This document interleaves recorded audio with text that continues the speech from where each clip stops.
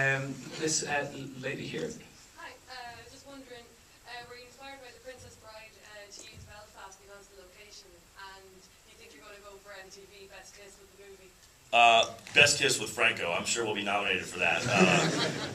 You know, we watch things like The Holy Grail and even things like Princess Bride, and you know, just to kind of see what their approach was to approaching mixing comedy with fantasy. And at the end of the day, we were probably more inspired, I think, by, you know, the actual like movies that we were kind of paying a nod to. You know, everything from like Kroll and Deathstalker, and these just like, you know, movies that don't necessarily, like Princess Bride still holds up, but Kroll, not so much. It's not really, doesn't really hold up as well as you thought it would. Your first movie that really brought you to everybody's attention was The Fistfoot Way. How was it to get, how difficult was it to get Will Ferrell to pick up that movie and distribute it? Or was it a case of he just loved it and said, let's do this? Yeah, you know, I graduated from film school in '99, and like everyone in the States who graduates from film school, you like move to Los Angeles to take a job as a waiter. And so I was out there for a few years with Jody Hill, who directed Foot Fist Way. And me and him were just kind of like waiting tables and PAing and just doing everything that we didn't want to do out there. And so eventually we just decided that we were going to quit our jobs and just like make this movie on our credit cards and just see what happens. I mean, if we were going to have to work waiting tables, we'd rather be paying off debt because we actually tried to make a movie than just like kind of getting by. So we made this movie in North Carolina, and it cost about $40,000. And it was one of the best movies, best experience I've ever had, because we didn't have to answer to anyone. We were literally just making what we wanted to see and what we thought was funny. And we did that, and it got into Sundance, and we were stoked about it getting into Sundance, but we never got like domestic distribution at Sundance. No one in the States picked it up. Momentum, who's a UK distributor, they were the first ones to pick the movie up. They got it, and so they picked it up, but it was kind of contingent upon it getting a domestic release in the U.S. So we had already like quit our jobs and kind of like rubbed it into everyone's faces that we were going to Sundance, and then we had to go back home because nothing had happened. And then like one day we really did just get a call out of nowhere that Will Ferrell and Adam McKay had seen the film and that they wanted to meet with Jody and I. And so we had never, it wasn't like we were... never met them. No, we never met them, and we didn't even know that they even had the film. We didn't even know they had watched it. And yeah, it was insane. So we just went to this dinner with these guys and just started bullshitting with them. And Will is as cool as you would hope he would be, and so is Adam McKay. And at that dinner, like, we pitched them Eastbound and Down, and they said they wanted to get involved with that and help us get that made. And that's just how everything happened. I mean, it was really one of those things that is just kind of still kind of unbelievable to even me that can happen. It just, you know, it doesn't seem realistic. So, do we have anyone else? This gentleman here towards the front. Yeah, what made you feel more cool in your career? Was it fighting a minotaur with a huge sword, or was it sitting across from George Clooney having a beer? Because they're both... They're both equally impressive endeavors, yes. Yeah, it's, you know, that the Clooney movie Up in the Air was pretty nuts because, you know, after Foot Fist Way, all this stuff started happening at once. So it's like 3 months ago, I was like sitting on my couch stoned watching Ben Stiller movies, and 3 months later, I'm suddenly like acting in scenes with him, and it was like this weird adjustment where you have to like snap yourself out of it of like, oh, this is like really happening. Like, I'm in this movie. I'm not just at my house watching this movie. And that was kind of what the experience with George Clooney was, you know, the very first day I met him was they just like walked in the city like, all right, begin your scene with George now. And so half of that is not even acting, it's just me really being scared. Not being scared to get married, but just like, oh, Jesus Christ, this is George Clooney, and I'm like acting alongside of him. And yeah, I mean, that was pretty cool. I mean, that was awesome. But cutting a Minotaur's dick off was pretty cool, too. I guess it's that time. Anyone else towards the back? Still no ideas back there? Anyone? Okay, anyone towards the middle then?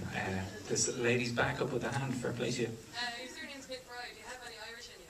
I do. I'm a bad ancestor. I haven't looked any of them up, but they come from Tyrone County. Okay, so a short answer there. Yeah, this gentleman here.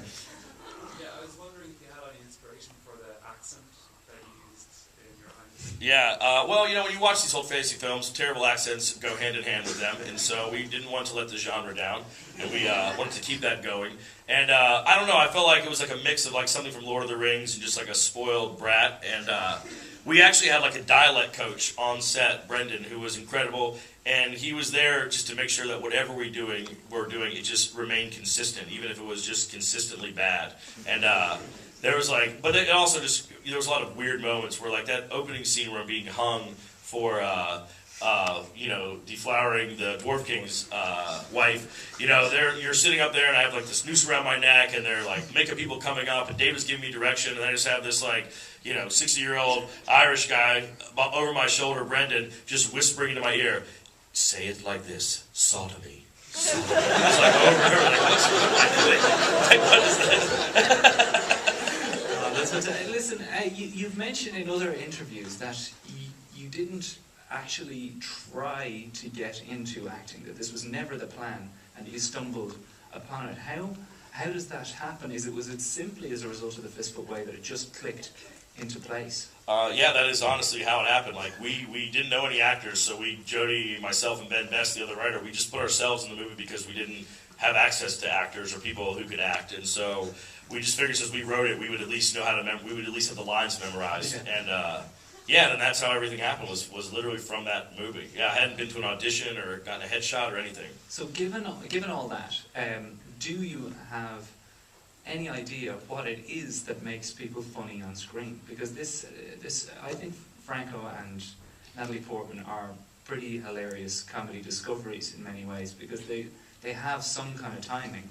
Do you attribute that to anything? Is there anything at all that you can put it down to? I don't know. I mean, a lot of it kind of depends on the hands of the director, of like, the director having a true sense of comedy and knowing how to use people effectively. I mean, what James and Natalie are both doing Natalie's doing a very difficult thing. She is acting as if she is in another movie, She's taking it totally serious. And when you're on a set where people are like putting a minotaur penis in your face and squeezing it, it's easy to just kind of get lost in that and kind of just make everything goofy. But like, she plays it completely sincere, and for it, to me, she's like one of the funniest parts of the movie. And a lot of that is like their own instincts, and a lot of it is just kind of a director who can steer a movie and balance a tone. And of those young actors that are around at the moment, is there anybody that we should keep an eye out, or is there anybody that you're particularly fond of that you'd like to work with in movies in the future? I mean, the guy who consistently makes me laugh the most is Craig Robinson, who's in Pineapple Express, and he's in The American Office. Like, I don't know if it's his haircut or what it is, but anything that dude says makes me laugh. I would love to do a movie with him. And is there any plans? Like, what is the next movie for you? It's probably a difficult question. I often think that asking that question is like asking a lady after she gave birth to a baby, would you like to have another movie? I have a movie coming out in the States this summer called 30 Minutes or Less, that Ruben Fleischer, who directed Zombieland, it's his next movie, and it's with Jesse Eisenberg and Aziz Ansari, and it's like a comedy, like bank heist movie. And, I'm writing this next season of Eastbound Down, and I knocked my wife up earlier this year, so I'm going to be changing diapers this fall, and that's kind of all I have my mind on right now, yeah. So that's a lot of stuff. Yeah. Eastbound and Down is obviously so many episodes in a season versus, say, for example, The Office is 6 episodes in a season. How do you deal with a workload like that when you've obviously got a billion things on?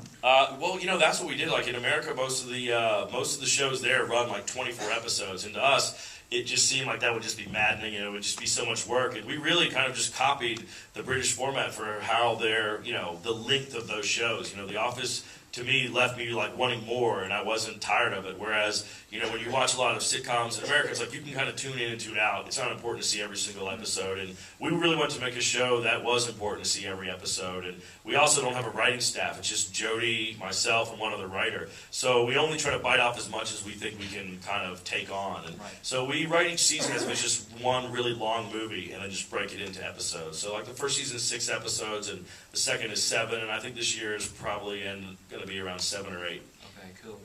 Anybody, any more questions for Danny before we wrap things up? Hello. Hey, Dan, another sequel question. If you're doing more Eastbound and Down, would you ever go back to Hot Rod?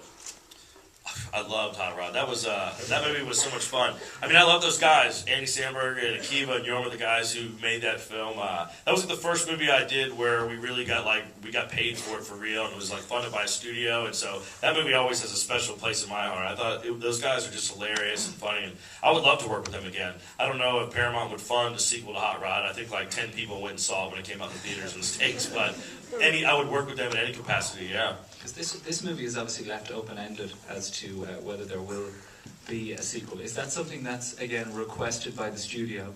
Or was that your design? No, it was our design. It was one of those things where we just wanted to keep it open-ended for, you know, if people did like this movie and it was something that, you know, that people were into, we definitely had a good time making it. So if there was ever demand for it, it was, you know, why close the book on it? If, you know, there was ever demand, we could always come back and play with it some more. Yeah.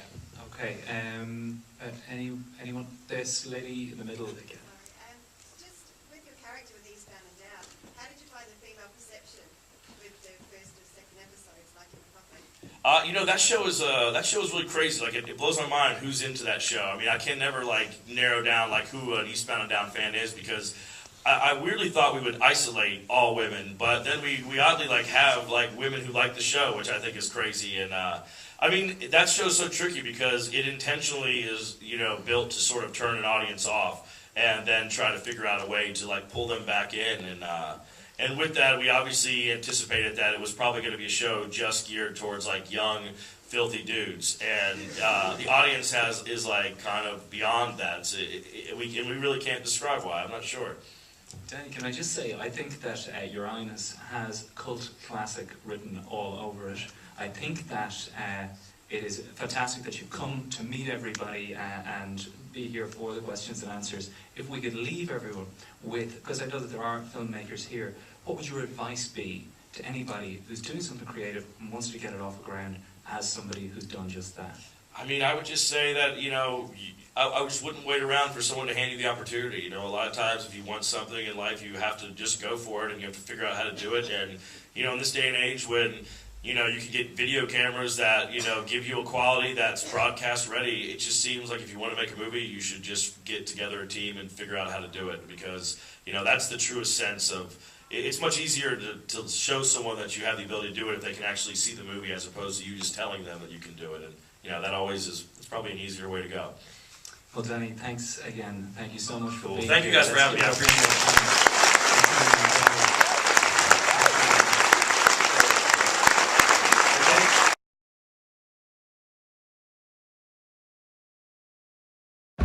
it. In a faraway land, there live two brothers.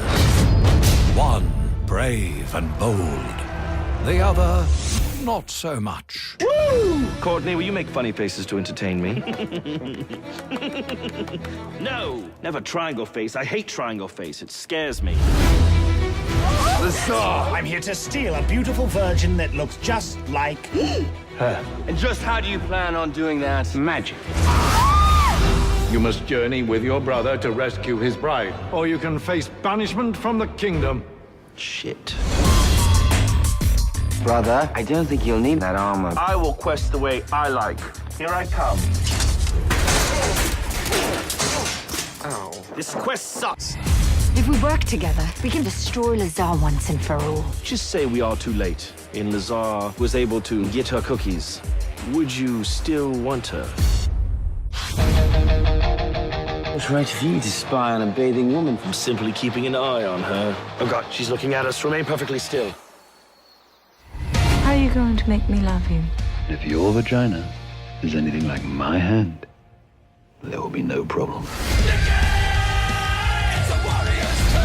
We will ensure that you run into no danger. With our huge muscles, we shall protect you. Really? Really.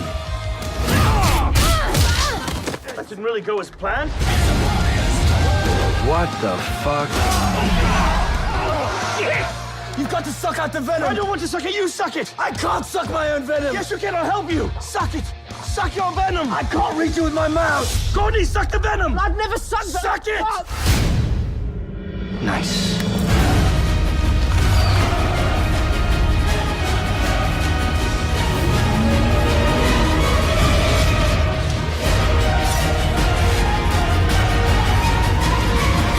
Your Highness. Finally, alone. Cock-a-doodle-doo. Thadeous? Yes? I've not been able to stop thinking of you. What a coincidence. I was just about to finish thinking of you.